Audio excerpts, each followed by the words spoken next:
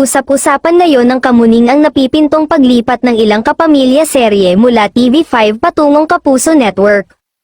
Ayon sa source ay pina-final na lang daw ng ABS-CBN at GMA Network para i-simulcast ang nasabing mga shows sa GMA.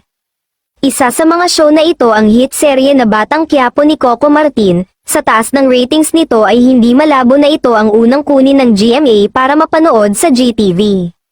Hindi naman talagang malayong mapanood ito sa GMA matapos ang nangyaring paglipat ng It's Showtime bilang main noontime show ng Kapuso Network. Dahil tuluyan na ngang mapapanood ang noontime show na It's Showtime sa GMA Network, isa si Manay Lolet Solis sa mga natuwa sa pangyayaring ito. Kaya naman wag na raw magtaka kung makikita si Coco Martin sa GMA kasama si Ruru Madrid.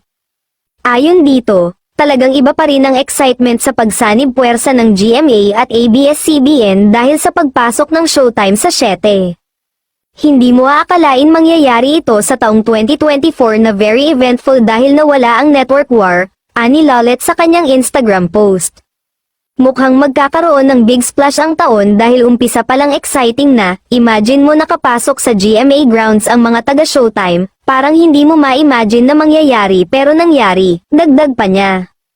Huwag ka nang magtaka kung ang susunod si Coco Martin na ang makita mo sa GMA kasama ni Ruru Madrid, ang Black Rider sa Batang Quiapo, hindi malayo diba at pwede mangyari?